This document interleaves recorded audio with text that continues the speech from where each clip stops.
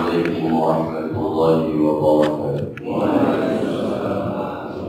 بسم الله والحمد لله والصلاة والسلام على رسول الله سيدنا محمد بن عبد الله وعلى آله وصحبه ومن تبعه إلى يوم القيامة.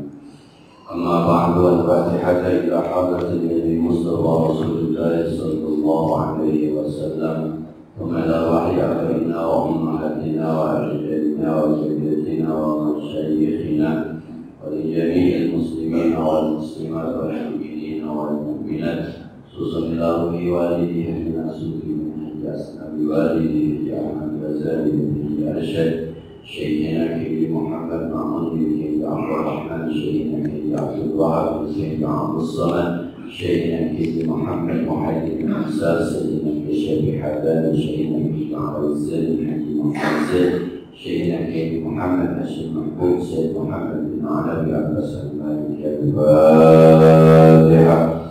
أعوذ بالله من الشيطان الرجيم. بسم الله الرحمن الرحيم.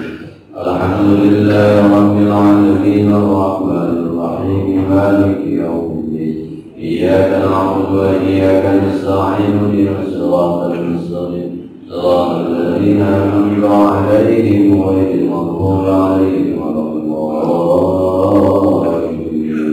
اغفر لي ولوالدي وارحمهما كما ربياني صغيرا. بسم الله الرحمن الرحيم. قال المؤلف رحمه الله تعالى وتمنى به وبعلومه في الدارين آمين. بسم الله الرحمن الرحيم. إن دعاك إليها ظاهر نهاك عنها باطل. Sayyidina Abdullah As-Sakandari memberikan ungkapan hikmah yang cukup pendek kepada kita tentang dunia. Beliau berkata, in da'aka ilaiha zahirun nahaka anha batin. Jika dunia itu menggodamu, da'aka memanggilmu, menggodamu, zahirun tampak luarnya, nahaka sesungguhnya dunia itu melarangmu, anha dari mengambilnya, batin pada batin. Dunia ini kata Rasulullah, ad-dunya haluwatun khadiratun. Dunia itu kelihatannya manis lagi berwarna hijau. Orang kita kalau ngomong perasaan baru kalau ambil motor hijau aja gitu. Sebab settingan zaman Nabi di Saudi yang namanya pemandangan yang ada gurun pasir tandus, maka kata hijau itu menjadi pemandangan yang asing. Sungai jarang ditemukan, taman jarang ditemukan. Maka ada ungkapan surga, jannatin tajri min tahtihal anhar. Mengalir sungai, ada taman yang di bawahnya mengalir sungai-sungai. Dunia itu khuluwatun, sudahnya manis, khadiratun hijau.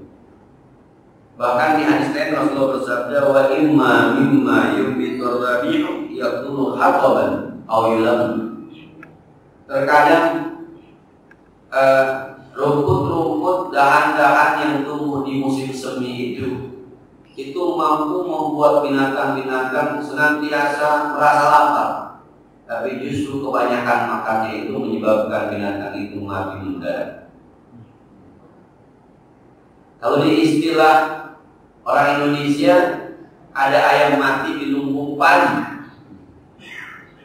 Lumbung padi, ayam makanannya padi beras, ada di gudang beras sekali, mati ayam, kekenyangan. Nah, jadi dunia itu tampak luarnya seakan-akan memanggil kita, merayu kita. Ayo kumpulkan uang sebanyak-banyaknya supaya Anda menjadi kaya. Ayo ambil jabatan setinggi-tingginya supaya Anda menjadi terhormat. Ayo ambil nama biar kenal supaya orang bisa menjadi penggemar. Ayo, itu dunia. Maka rumusnya kata Ibnu Athaillah Sakandari, ketika dunia memanggilmu semacam itu, sesungguhnya dunia itu melarangmu untuk diambil sebab berakibat fatal bagi. Maka banyak perumpamaan tentang dunia. Ada yang bilang dunia itu seperti air asin, diminumnya nggak ada kenyang-kenyangnya, maunya minum terus, tapi satu saat kita bisa tenggelam di air asin. Ada yang bilang dunia itu seperti ghidil ghamam, gelapnya seperti gelap mendung yang luar biasa. Sampai-sampai orang nggak tahu saking gelapnya, jabatannya tinggi, duitnya banyak, punya ketenaran, ketutup dia dengan dunia. Maka orang lain nggak kelihatan. Saking orang lain nggak kelihatan, maka dirinya yang paling besar, dirinya yang paling hebat, dirinya yang paling kaya, dirinya lah orang lain tidak kelihatan. Itu perumpamaan dunia. Maka kalau ada orang-orang yang sangat suka dengan menumpuk-numpuk harta, diajak dia berkeyakinan wailul likulli humadatin lumadah alladzi jama'a malan wa 'addada yahsabu anna malahu akhlad. Ada orang-orang yang suka mengumpulkan jamaah, mengumpulkan malan, harta, wa 'addada, kemudian dihitung-hitung. Hitung uang nggak bisa jadi sedekahkan. Yahsabu, dia mengira, dia punya keyakinan annama lahu akhlad, bahwa hartanya itu akan membuat dirinya kekal. Kalau lebih banyak mah gampang, sakit gue bisa ke dokter, dirawat VIP gue sewa. Bukan VIP lagi, super VIP gue sewa. Dokter terbaik gue sewa, sehat gue. Gampang, butuh orang kampung tinggal undang doang, kasih berkat saran dua. Itu dibilang-bilang gampang, kalau jadi banyak mak, semua urusan bisa beres, semua berurusan. Ketika orang semacam itu tuh, maka kata Ibnu Athaillah, suatu saat dia akan terhina dengan uang. Kalau ada orang yang kejar-kejar jabatan, pengen banget menjabat, suatu saat sebenarnya dia akan disakiti oleh jabatan. Tapi bagi orang-orang yang menganggap dunia ini hanya sekedar pelengkap, dia punya uang banyak, dia punya harta banyak, tapi biasa-biasa aja, tidak masuk yang ngoyo, biasa-biasa aja. Punya duit 2 miliar biasa, punya duit 2 juta biasa, punya duit 200.000 biasa, nyantai aja, nyantai. Dapat jabatan syukur, diberi tengah jalan beres, servis jabatan juga ada. Beres. Kalau yang kayak gitu tuh, yang dunia di tangan itu biasa-biasa saja, maka orang ini tidak akan pernah dikecewakan dengan dunia. Maka rumusnya, kalau Anda punya dunia, kalau Anda punya harta, kalau Anda punya jabatan, kalau Anda punya apapun, termasuk Anda punya cita-cita, dan Anda sangat-sangat pengen, Anda sangat-sangat serakah di situ, maka sebenarnya Anda sedang dilarang untuk mengambil itu, sebab Anda akan disiksa, Anda akan mati. Berapa banyak orang yang ketika mendapatkan jabatan tasyakuran, tapi ujungnya masuk KPK, berjamaah lagi. Kalau nggak mau terlewat, tinggal 3 yang berbeda. Berapa banyak orang-orang yang awalnya begitu bangganya dapat harta yang banyak, tapi justru dia menjauh dari Allah Subhanahu wa Ta'ala disebabkan harta. Masih ingat cerita dulu almarhum Kiai Zainul Hamid ketika bercerita tentang seorang sahabat bernama Tha'labah. Nah, kalau sholat subuh pulang duluan, ditanya sama Rasul, ya Tha'labah, kenapa kamu duluan? Ini Rasul kayaknya gantian sama istri saya. Di rumah istri saya belum sholat subuh, kain saya pakai, maka saya belum duluan mau pakai sama istri saya. Kain satu berdua. Ya Rasul, doain saya Rasul, biar harta saya banyak. Ntar kan kayaknya nggak gantian zaman saya. Udah Ta'labah, nikmatin aja. Ini juga udah luar biasa ente. Ente bisa ke masjid, istri ente bisa sholat di rumah, tetap tutup aurat walaupun cuma kain satu. Serahkannya ente dengan ibadah semacam ini, Allah demen Ta'labah. Ya Rasul, minggu besok Rasul doain apa? Kayaknya kagak nampaknya pakai kain satu berdua. Kata Rasul, ya udah didoain sama Rasul. Allahumma aghnith Ta'labah. Ya Allah, kayakan Ta'labah. Dikasih kambing sama Rasulullah SAW sepasang, diurus sama Ta'labah. Dari sepasang kemudian lahir, dari 2 jadi 4, 4 jadi 8, 8 jadi 16, 16 jadi 32, 32 terus berkembang. Akhirnya Ta'labah, sholat jamaahnya tinggal maghrib doang. Subuh hilang. Kata Nabi, kemana Ta'labah? Ya Rasul, alhamdulillah tuh kambing makin banyak Rasul. Akhirnya saya sibuk banget, sempat yang maghrib doang. Makin banyak, maghrib hilang, tinggal Jumat doang. Makin banyak, Jumat hilang, tinggal mana? Doang. Harta itu yang kita pengen ternyata menjauhkan diri kita dari Allah Subhanahu wa ta'ala. Nah, jadi dirasain aja dia, dirasain. Kita merasa, pandai-pandai merasa, bukan merasa pandai. Saya pernah sampaikan puncak dari segala ibadah kita adalah rasa. Sholat sudahkah dirasakan nikmatnya? Baca Quran sudahkah dirasakan nikmatnya? Sedekah sudahkah dirasakan nikmat dan fadilahnya? Kalau belum, maka kalau bahasa tasawuf kita baru sampai pada tahapan tarekat, tapi belum akhir. Ketika Allah mengatakan aqimus sholata li dzikri, ketika Allah mengatakan ada bi dzikrillah tatmainnul qulub, dirikan sholat untuk Anda mengingat aku, ketahuilah bahwa hanya mengingat aku hati Anda menjadi tenang, maka menenangkan diri. Tarekahnya adalah sholat. Ketika orang sholat tapi jiwanya belum tenang, maka tarekahnya belum beres karena belum sampai kepada hakikat. Kali sholatnya sudah menjadi tenang, bahkan ketika ada masalah, jangankan masalah di rumah tangga, jangankan masalah di anak, masalah negara pun, badara ila sholat, dia langsung sholat dan ingin mencari ketenangan. Orang ini sudah sampai pada hati. Ketika Allah mengatakan wa nunazzilu minal Qur'ani ma huwa shifaa'un wa rahmah, kami turunkan Al-Quran menjadi obat. Uyang baca Quran baik, batuk baca Quran baik, meriang baca Quran sembuh. Ketika orang meriang baca Quran makin malas, makin punah-punah matanya, burungnya pada pindah loncat sini, maka sebenarnya dia baru sampai pada tarekat, belum sampai kepada hakikat. Tapi ketika orang sudah mampu mulai baca Al-Quran, Bismillahirrahmanirrahim, wal fajri wa layalin asbun, hilang penyakit.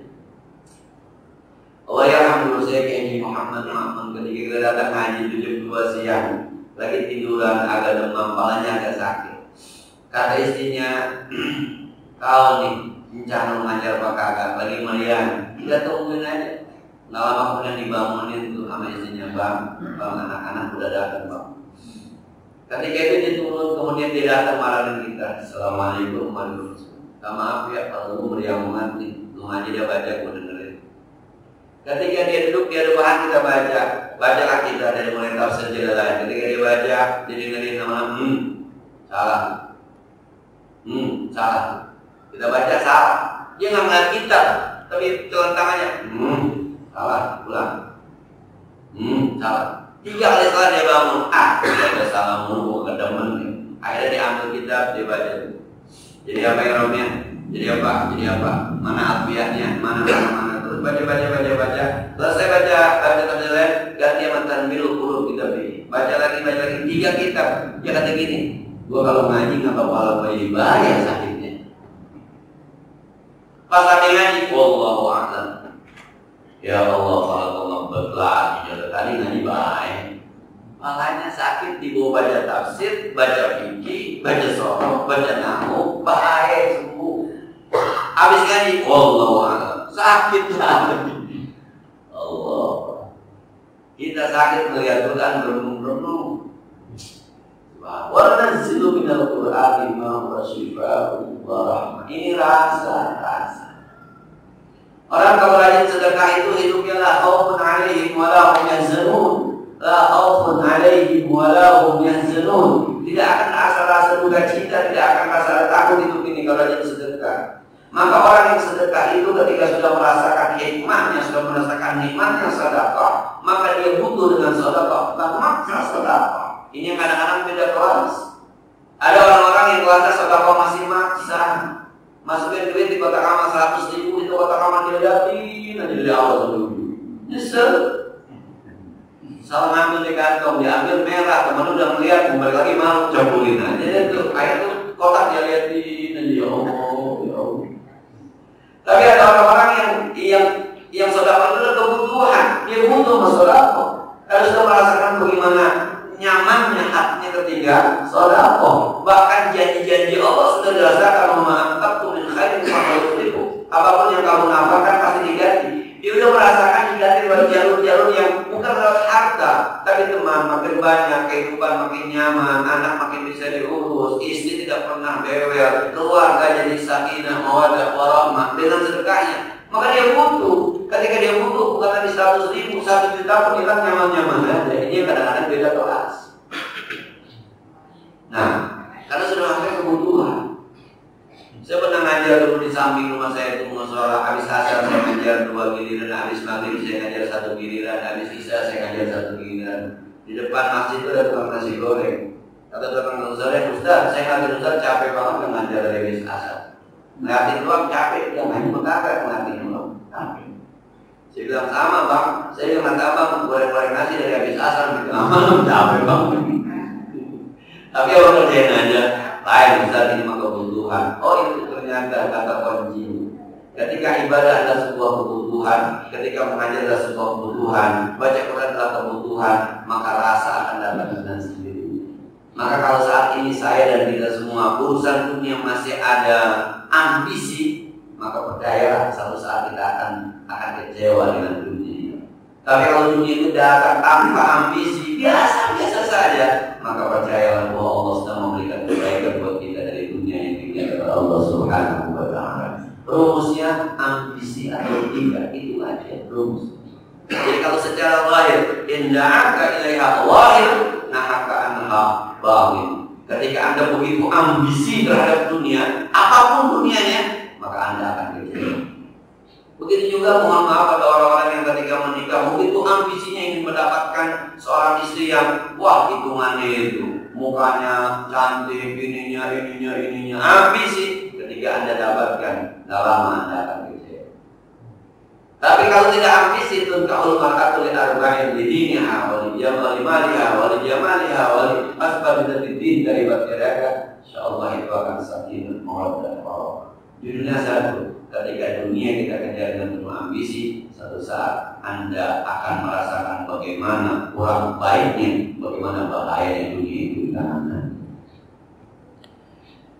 Yang kedua, karena itu akan merasakan dari innama ja'ala mahallan lil aghyar wa ma'dinan li wujudil aqdar tazhidan laka fiha. Ini kalau bahasa Betawi terjemahnya, sengaja Allah menjadikan dunia itu menjadi tempat kerusakan. Mahallan lil aghyar wa ma'dinan li wujudil aqdar, dan dunia itu menjadi sumber adanya kerusuhan. Tazhidan laka fiha, supaya Anda merasa bosan dengan dunia. Semua yang ada di dunia ini akan berujung pada jenuh, pada bosan. Semua. Dan banyak yang urusan dunia ini berujung pada kecewa. Banyak urusan dunia ini berujung kepada menyesal. Sengaja memang Allah bikin begitu, supaya ketika Anda pada posisi yang kecewa, kecewa, Anda posisi menyesal, Anda kembali ke jalan Allah Subhanahu wa ta'ala. Nah, ada yang ngomong apa namanya sama dalam pergaulan kita itu, gua kejar, gua pikir bagus sekali, ternyata ada orang nunjukin, makan di sono enak, kejar sampai di sono, lu makan sayur asem, cekokong enak deh, kejar ke cekokong sampai ke cekokong. Yang mengatakan makan sayur asem cekokong enak adalah orang-orang yang dia kagak bisa masak sayur asem. Kalau orang Betawi yang jago masak sayur asem, ini sayur asem biasa-biasa saja. Nah, saya termasuk yang ketiga. Nah, kalau orang makan sayur asem di cekokong enak, saya makan, ini mah yang makan sayur cekokong enak itu yang di rumah bininya kagak bisa masak sayur asem. Kalau bini kita masak, jauh lebih hebat bini. Ada yang bilang nasi uduk kebun kacang enak. Ini orang yang kagak bisa bikin nasi uduk. Udah pakai daun pisang kecil-kecil banget, sambalnya sambal goreng. Ini mah di kampung gua banyak banget yang bikin dulu. Nah, sampai emang begitu dunia diciptakan. Makan durian mana? Di Kalibata enak, sampai di Kalibata. Enak tempat begitu aja dikata enak. Masih enak di durian makan di rumah anak berdua. Nah, ada yang bilang, kalau jalan ke Puncak enak, ke Bandung enak, ke ini enak. Enggak. Saya pernah ke Italia, Pak. Saya pernah ke Roma, saya pernah ke Vatikan. Itu kalau cerita orang nasib Vatikan itu begini. Tetap rasa kita nggak sanggup juga, Pak. Bilang, jelek, tapi bagusnya masih Nabawi. Karena rasanya banyak kotorannya juga. Saya malamnya tuh mau di Natal tanggal 24 Desember. Itu siangnya saya inspeksi ke lapangan di lapangan tengahnya itu Balasika apa namanya? Lapangan Balasika. Itu Pak kalau di Solo TV luar biasa Pak. Tapi kalau kita ke sana Pak, itu bangkunya mendingan bangku sekolahan kita. Pagernya bangku Pak. Itu kalau kita masuk ke ininya, ini banyak kabang-kabang yang nggak kurus.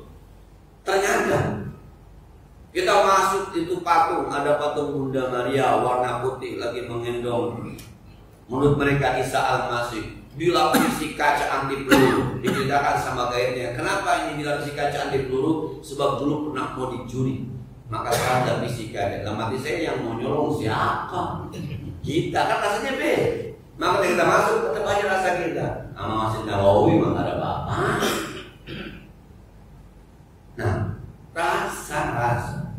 Orang bilang enak mau dia Haji Mulai udah ke Italia, lu bilang enak, kita sengsara di sono. Kira mau makan kita nggak paham makan apa. Yang ada roti doang masalah dipakai mayones, dimakan. Orang suruh makan gigit minum, makan gigit minum. Kita makan Pak, kita coba, kita belah pakai pisau Pak, belahnya aja roti pakai pisau kita tidak bisa Pak. Udahnya keras makan, kita makan kagak ada enak-enaknya, roti kelas, salad kelas, itu orang Italia enak aja makannya. Di depan kita ada daging babi, coba enak makannya itu. Kita nyari makanan Asia, cari makanan Asia yang ada nasinya, ketemu siapa yang masak, orang Thailand. Kita tanya halal, dia bilang halal, nanti halal kalah. Makan juga udah kita terpaksa daripada mati gitu. Pulang kita ketinggalan, keder kita di Itali. Orang Indonesia bilang, Haji Mulai luar biasa ke Itali, kita keder di Itali. Nggak ketemu sekali itu mobil. Ketika ketemu sampai orang pada ngedumel di mobil. Udah bilang nunggunya di air mancur, gak tau sama saya buat makin gua nggak tahu sebelah mana. Ini kan kampung orang. Orang bisa melihat kita, dia bilang enaknya naik pesawatnya itu udah males. Dari sini transit di Dubai, dari Dubai belum berangkat itu hitungan 15 jam di pesawat. Dengan naik busway juga Pak. Kalau lama naik pesawat nggak enak juga. Orang hanya bisa berkata, orang cuma bisa berkata. Begitulah dunia sebenarnya, dunia. Dan memang Allah sengaja jadikan itu supaya satu saat kita, nggak sorry nggak apa-apa, gue ngerasain. Orang bisa ngomong gue suka mau keluar negeri, silakan aja. tuh foto-foto Pak yang dimasukkan ke Facebook, dimasukkan Instagram, itu foto-foto ada suami istri foto berduaan, kayaknya bahagia banget. Habis foto berantem tuh Pak, kita nggak tahu. Yang diupload ke kita nih kita lihat katanya bahagia, senyum. Padahal dipaksa sama tukang foto, senyum, cetrek gitu. Padahal habis itu berantem gitu. Allahumma sholli wa sallim. Dunia tuh kayak begitu dunia. Ya Allah, makan pakai ayam enak banget deh ya. Besok bikin lagi, besok seminggu main terus ya, bos. Nah, saya dulu cakep banget ya, tanya punya bini tuh yang katanya dia cakep tuh, tanya tuh hidup 3 tahun tuh coba ada nggak bosan sama bininya? Bosan sih nggak usah, nggak berani gua ngomong di depannya. Ada, bukan di situ, emang begitu. Nah, nanti ujung-ujungnya Allah pengen hati kita berkata, mana ini yang tidak bosan, mana yang tidak bosan. Oh ternyata ajaib, ada orang yang baca Quran enak, kita nikmat dengerin, padahal kita kagak paham terjemah, tapi kita nikmat.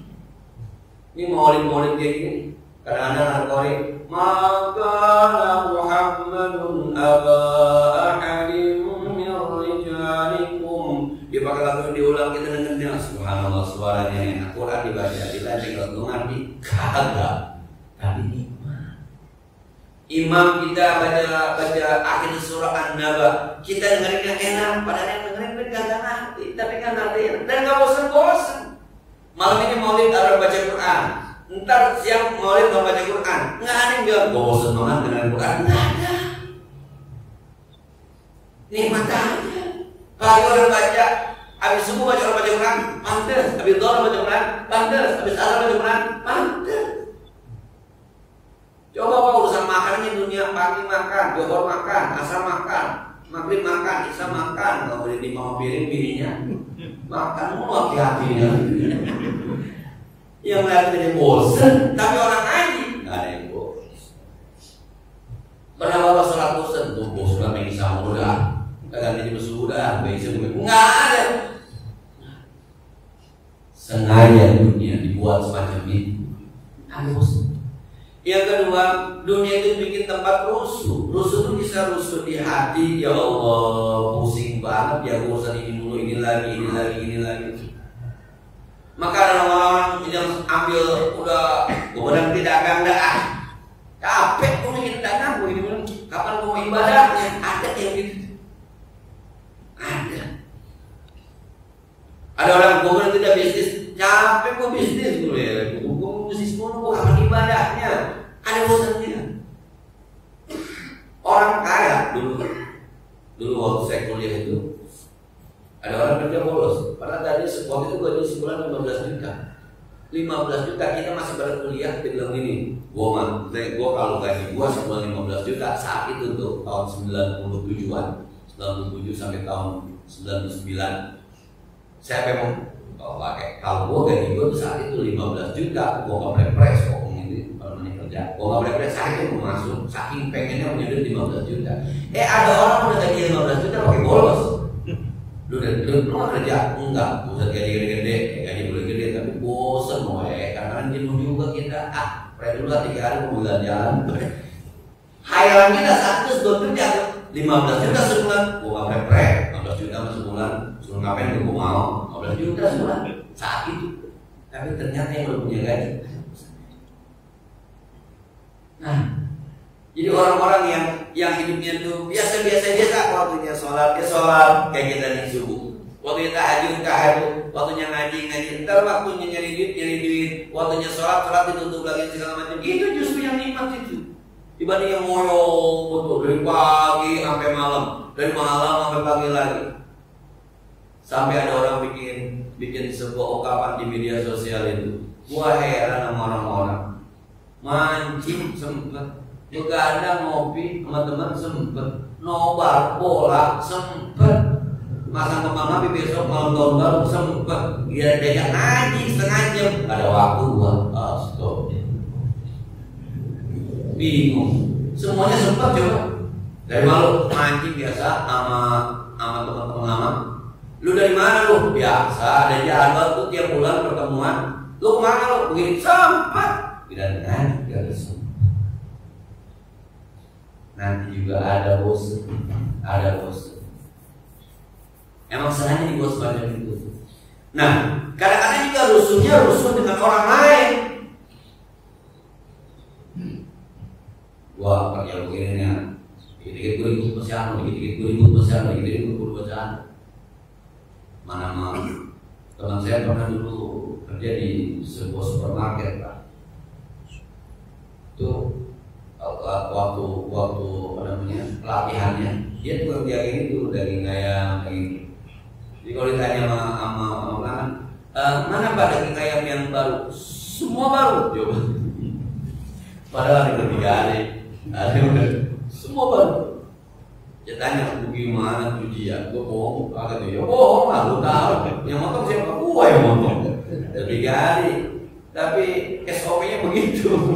Kalau ditanya, pokoknya jangan ada yang bilang lama, semuanya lama. Sama tukang-tukang baju tuh, kalau ditanya mana yang lebih bagus, ini sama ini, semuanya bagus Pak. Begitu pasti jawabannya. Mana yang bagus, ini sama ini, menurut Bapak semuanya bagus Pak. Pasti jawabannya ini. Saya sekarang kalau ke mall nanya gitu, mana apa yang bagus, semuanya bagus. Kalau Mbak diajarinnya rankingnya gitu Mbak ya, gitu semuanya bagus. Nggak ada, menurut saya ini Pak, nggak ada begitu Pak, semuanya bagus. Terus dia nanya ke saya, bagaimana tuh dia? Gue bohong mau kaget. Ayam semuanya gue bilang baru, padahal ada 3 hari. Ada yang baru hari, ada yang baru potong, semuanya gue bilang baru semuanya. Ya bohong saya bilang. Lama-lama itu ada benturan di batin itu. Ya Allah, gue bohong mulu ya, gue bohong mulu. Karena ada orang-orang beli itu yang agak paham mana baru mana lama. Ada yang gak paham, dia nanya aja mana yang baru Pak, semuanya baru, semuanya baru. Udah dari potong dari pagi, pagi-pagi kakak. Ini diciptakan sengaja begitu dunia oleh Allah supaya nanti kita, wah nggak bisa nih gue begini, ini dosa mulu nih gue begini. Akhirnya pada Allah Subhanahu wa Ta'ala. Maka kalau udah ada rasa nggak benar nih kerjaan gue, bersyukur kan, buru-buru sadar. Tapi kadang-kadang ada begini, bukan gue doang sih kerjaan yang dia udah kerjain, jadi dah rame-rame. Kalau rame-rame gitu ya. Diciptakan semacam ini biar para sadar, emang lu salah gitu, lu salah, dia balik. Kan doanya ihdinas siratal mustaqim. Ketika kita ditunjukkan jalan keislaman, jalan kebaikan itu ada rasa, nggak benar begini, dosa, bohong berarti. Cuma banyak orang yang mau begitu nanyanya begitu. Tapi Ustaz bukan saya doang sih kerjain banyak, nggak penting orang lain, yang penting lu, nggak orang lain diajak aja. Bukan saya doang susah, orang-orang yang banyak. Enggak, kok gak penting orang-orang gak pernah nanya gue, yang penting lu. Nah, ada saya pernah datang hari sepupu, Bang, saya kerja di KFC di bandara Bang. Terus kalau sembahyang Jumat Bang, gantian, minggu ini saya, minggu besok teman saya. Gimana tuh Bang? Ya kalau tanya gue mau berhenti lu kok. Kalau tanya gue, lu berhenti kerja. Saya counter kalau saya kerja anak saya kelaparan, mendingan lu mati tapi di sembahyang Jumat daripada lu hidup tapi lu kagak sembahyang Jumat. Lu mati di sembahyang Jumat, kalau lu hidup anak lu sehat, badan lu gemuk, bini lu cakep, tapi Allah tak itu, lu punya mana? Saya berarti saya kerja di mana Bang? Bukan urusan gua. Urusan gua kan jawab pertanyaan lu. Kan gua ustaz, bukan departemen tenaga kerja. Tugas gua mah lu nanya gua jawab. Kalau nyari kerjaan mah gua nggak ide, bukan pak gua itu. Pokoknya sesuai dengan masjidnya posisinya. Lu nanya gua bagaimana Bang kerja saya ke sembahyang Jumat. Kalau lu tanya gua berhenti, lu ngapain juga kerja kali sembahyang. Lantas saya kerja di mana Bang? Nah itu urusan lu mau kerja di mana? Kadang-kadang ada orang ustaz tuh nggak bisa memberikan solusi, bukan ranah ustaz di situ mah. Lu nanya gua jawab. Soal kerjaan bukan ranah gua di situ. Jangan, ini kan orang kadang-kadang ustaz bisa segala-galanya. Ngajar dia, minum air dia, orang kesetanan kita dibantu juga. Mana setan kenal sama kita?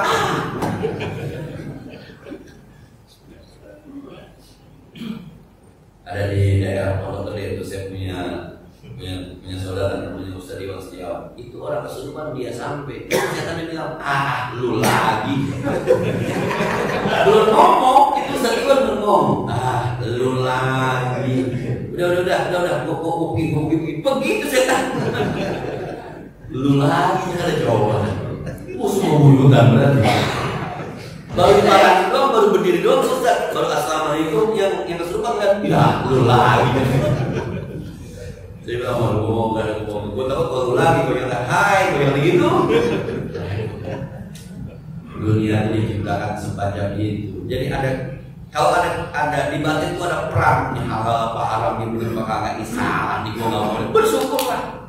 Nah, berarti Anda masih disuruh kembali oleh Allah Subhanahu wa Ta'ala. Sengaja dibuat semacam itu, sengaja. Nah, semalam masih ada yang nanya begitu, Ustaz, saya ini security, kalau Jumat saya nggak sembahyang gantian. Nah, kalau bapak tanya saya masih suruh berhenti. Mohon maaf ya Pak ya, kalau bapak tanya saya berhenti jadi security, kalau udah saya berhenti. Terus saya kerja apaan? Itu lagi ditanya, kerja apaan? Pak, kerjaan banyak. No, saudara kita mohon maaf sekali lagi, saudara kita mohon maaf ngumpulin sampah ini bisa kaya Pak. Saudara kita ngumpulin sampah, kardus-kardus yang udah nggak pakai dia kumpulin, dia timbang bayar, kaya Pak, kaya. Bisa kaya. Terus saudara-saudara kita yang suka nimbangin bekas-bekas air mineral, kaya. Bahkan di kampung saya Pak, 5 tahun lalu dia ngurus lah, ya Allah hidup gua susah banget ya gimana ya. Itu 5 tahun yang lalu, sekarang masih susah, masih hidup Pak. Ngeluhnya 5 tahun yang lalu, udah namanya bangke. Nah, masih hidup, masih. Dan saya lihat tuan kaya masih susah, masih hidup, masih makan, masih ada sampai sekarang, kencang larinya. Kalau yang ditakutin itu, coba teman-teman yang pada ngeluh susah, tahun lalu, 2 tahun yang lalu masih ada Pak, masih eksis, masih hidup, dan masih susah. Jadi keluhan kita ternyata tidak ngaruh sebenarnya. Allah kasih rezeki memaminda bagian berarti ila Allah waliullah. Apapun yang berada di muka bumi Allah jaga rezekinya, Allah jaga. Nah, bersyukurlah saya dan kita semua kalau suatu saat kali kita ada perang ini benar. Emang sengaja Allah ciptakan itu supaya kita sadar ini nggak benar. Wah, nggak beres, haram ini, salah. Nah, kesadaran itu membuat kita kembali kepada Allah Subhanahu wa Ta'ala. Nah, satu lagi nih Pak, ini agak menarik ya, minta maaf. Saya juga harus senyum-senyum membaca ini, pantas ya pantas. Kata Ibnu Tasakan alima annaka la taqbalul nusha al-mujarrad fazawwaka min zawaqiha ma sahhala 'alaika firaqah. Pak, terjemah gampangnya. Allah tahu persis bahwa ente ini, kita ini kagak bisa terima nasihat sebatas teori. Maka Allah berikan rasa kepada ente supaya ente praktekin itu nasihat, dan pada akhirnya ente akan memisahkan diri ente dengan dunia. Ini kalau lagi nih, kita harus sabar. Allah berfirman, wasta'inu bis-sabri was-shalah. Tolonglah diri kamu dengan banyak-banyak sabar dan sholat. Sabar. Nih kalau udah dinasihatin kayak begini nih, ya model kayak kita, masuk kuping kiri keluar kuping kanan. Satu saat Allah paksa kita untuk praktekin sabar. Sakit, gak bisa kemana-mana. Tuh dipaksa sama Allah. Teorinya udah kan? Udah teorinya, sekarang prakteknya. Dari mulai sakit langsatan, kemana ke berobat nih biar bisa baik. Ada yang ngajarin alternatif, ada yang ngajarin ke dukun, ada yang ngajarin ke dokter. Obat dari berbagai macam model dari makan, jambi, dikirim. Kata baik-baik juga Bu. Dari mulai langsatan, lama-lama pasrah, lama-lama tawakal, lama-lama qanaah, bisa menerima. Semua dipraktekin tuh. Dari sabarnya, dari qanaahnya, dari tawakalnya. Lama-lama ada kenyamanan di hati. Oh, ternyata betul. Lama-lama sholat yang tahajud dari kerjain. Lama-lama tasbih dari kerjain. Orang nggak sempat, sekarang waktunya Karena siang di rumah sekarang tidur mulu, malam nggak bisa tidur. Akhirnya malam dia bangun dari sembahyang sunnah biasa, tahajud, dia sembahyang hajat, dia sembahyang tasbih, nyaman dirinya. Sakit tapi nyaman, sakit tapi bahagia. Oh ini yang kata Allah, ala bizikrillah tatma'innul qulub. Dah nggak apa-apa sakit juga ya Allah, yang saya nyaman. Jadi kalau suatu saat ada orang dagang kemudian bangkrut, itu memang sama Allah lagi suruh praktek. Lah, kalau ngaji sabar, duit banyak, untung gede, bini cakep, anak pada baik, nggak pakai sabar. Apa yang disabarin udah pada bener semua. Waduh, ternyata di akhir tahun begini ekonomi nih, mana mau pemilihan presiden, begini nih ekonomi. Banyak yang jelek, yang harus saya banyak banget. Sampai mohon maaf ya, orang China itu dagang kasus segala macam. Haji, kenapa sekarang dagang susah ya? Ya Allah, saya mau saya nggak tahu. Dulu kita bisa untung 10 Pak, sekarang kita dapat untung 2 aja bisa bertahan, apa aja kali ini bisa bertahan lewatin akhir tahun ini. Biasanya Desember susah, bila susah kayak ini susah benar nih. Menurut Pak gimana tuh? Kenapa tuh? Nggak tahu sih. Boleh jadi mau pemilu kali Pak, bisa jadi kali pagi. China coba. Yang kita anggap minim-minim ke sono tetap banyak ngeluh juga. Orang kita sudah banyak yang ngeluh gitu. Cuma saya memang sering mendapat keluhan dagang susah, kalau lagi pada rame memang ada yang ngeluhnya. Susah datang lagi rame banget itu nggak ada. Itu dapat susahnya doang memang. Tapi banyak ngeluh. Biasa tuh. Dari punya duit sekian sampai jatuh begitu tuh jatuh begitu tuh lama yang tadinya mohon maaf tidak bergaul, yang tadinya mohon maaf ke masjid, yang tadinya mohon maaf ke ngaji datang merasa diri nyaman. Dulu duitnya 3 miliar belangsakan hidupnya nggak tahu waktu, sekarang duitnya 30 juta nyaman, turun 15 juta nyaman. Ya Allah, habis isya makan, habis makan ngumpul sama anak-anak, jam 10 tidur, setengah 3 udah bangun, tahajud segala macam, subuh jamaah, habis itu kemudian habis ngopi rebah lagi, mau menyusul duha, baca Quran, habis itu ke tetangga sebelah ngobrol kiri kanan subhanallah. Kemarin duit gua 3 miliar, geser kan gua kayak orang suruh salah sini salah. Pas punya duit 30 juta, punya duit 10 juta, nyaman nanti Allah ngajarin kita qanaah. Emang kudu kalau ibarat paku mah kudu diketok dulu baru mendem gitu. Sebab kita bisa mendem sendiri. Yang ngetok pertama nggak kuat, yang ngetok bawahnya nggak kuat, yang ngetok dulu nggak kuat. Allah yang ngetok, buat mendem bener. Kali yang mendem baru berasa. Oh iya ternyata. Kalau bisa mah namanya diketok baru mendemnya sakit. Pelan-pelan belajar mendem gitu ya. Jangan nungguin diketok, kalau diketok ya kalau dari punya 3 miliar turun sampai 3 juta kan sebelum itu tuh. Nah, maka ketika saya sakit dulu 1 tahun suntik 100 kali minum obat segala macam, ketika proses itu rasanya, tapi pas sudah selesainya akhirnya ya Allah terima kasih saya pernah sakit. Akhirnya sekarang saya bisa nasihatin orang sakit. Yang sakit tahu saya pernah sakit parah, maka ketika saya nasihatin nggak boleh ngomong ya.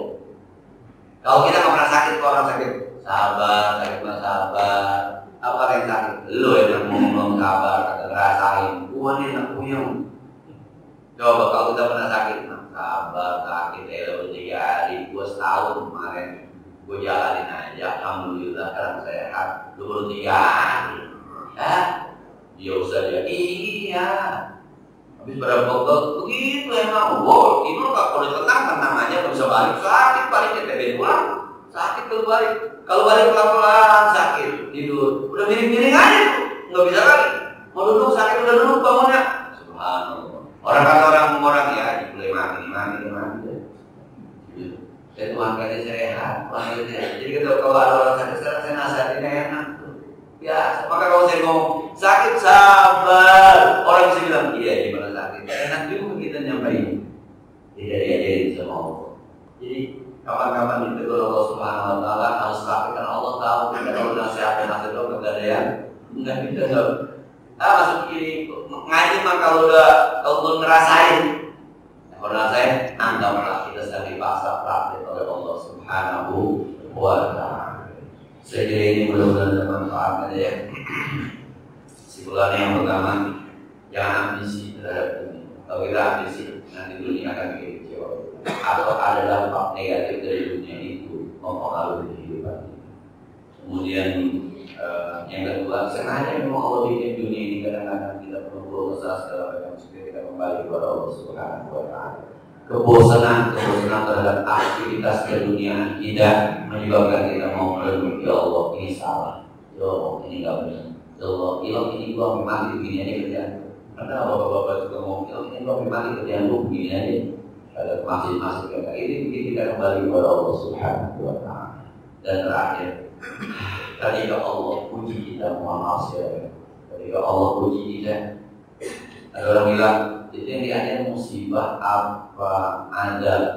Dulu Rasulullah cerita ketika Abraha dengan pasukan gajah ini digunakan oleh Allah Subhanahu wa Ta'ala dari awalnya sampai akhirnya, itu dari pasukan paling pertama pasukan mereka itu dibenamkan, Kalau sekarang sih kalau lu gimana mudah bohong itu cerita, masa tanah tiba-tiba bisa mendem begitu ya, pasal kejadian lalu mah udah bisa aja. Jangan kata mendem tanah pindah bisa pindah. Itu kejadian baru apa? Liupeksi benar. Iya, liupeksi. Depan rumah tadinya ada lapangan, pasal jadi ada lapangan. Sawah orang pindah sawahnya dari Roboa ke Kalideres pindahnya di sawah. Kalau terjadi di Jakarta sertifikat berantakan.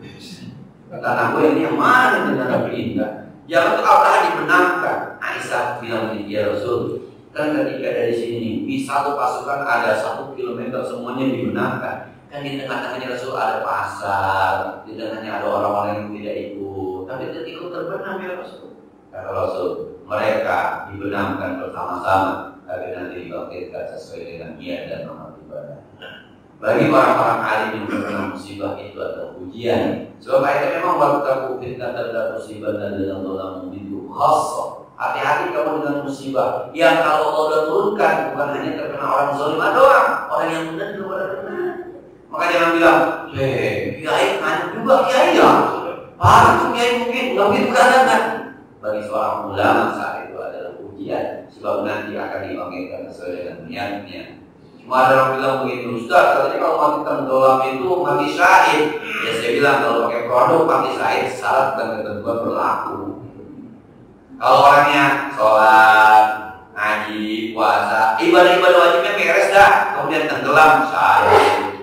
Itu syarat dan ketentuan berlaku. Sembahyang kagak, puasa kagak, tenggelam sangir. Syahid. Syarat dan ketentuan berlaku.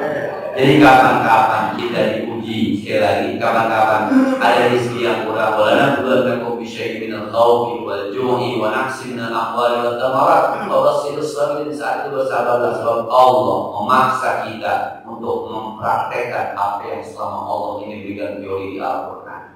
Praktek kita supaya menjadi orang sabar, praktek kita menjadi orang penang, praktek kita menjadi orang tawakal. Wa may tawakkal 'ala Allah fa huwa hasbuh. Apapun orang tawakal Allah cukupkan rezekinya. Kapan itu prakteknya? Kapan? Kadang-kadang kita mau praktek sendiri, terpaksa Allah turun tangan supaya kita bisa praktek. Bersyukurlah subhanallah. Ini kalau ngaji begini mau Allah mana jeleknya udah indah aja, udah indah aja. Sakit lagi disuruh praktek sabar sama Allah. Miskin lagi disuruh praktek pengakuan sama Allah. Tersesat lagi disuruh praktek tawakal sama Allah. Subhanallah. Nggak ada yang jelek, nggak ada. Nah, kita kadang-kadang melulu ya Allah, saya seumur susah mulu ini kapan kayanya. Nah, sebenarnya kaya bosan itu udah kaya. Jika udah ya, mudah-mudahan ada manfaatnya. Saya lihat di sebelah kanan itu sudah ada sesuatu yang pernah dingin. Saya coba ini boleh nggak dipamankan dingin itu. Al-Fatihah. Bismillahirrahmanirrahim. Alhamdulillahirabbil alamin arrahmanir rahim maliki yaumiddin. Iyyaka na'budu wa iyyaka nasta'in ihdinas siratal mustaqim siratal ladzina an'amta 'alaihim ghairil maghdubi 'alaihim waladdallin. Allahumma shalli wa sallim wa barik wa barik 'ala sayyidina Muhammad wa 'ala ali sayyidina Muhammad. Allahumma arzuqna hubba wa hubba man yanfa'una hubbuhu 'indak wa hubba kulli 'amalin yuqarribuna ilayk. Allahumma ma razaqtana mimma nuhibbu فاجعله قوة لنا فيما تحب اللهم ما زويت عنا مما نحب فاجعله قرارا منا مما تحب وصلى الله على محمد وعلى آله وصحبه وسلم الحمد لله رب العالمين السلام عليكم ورحمة الله وبركاته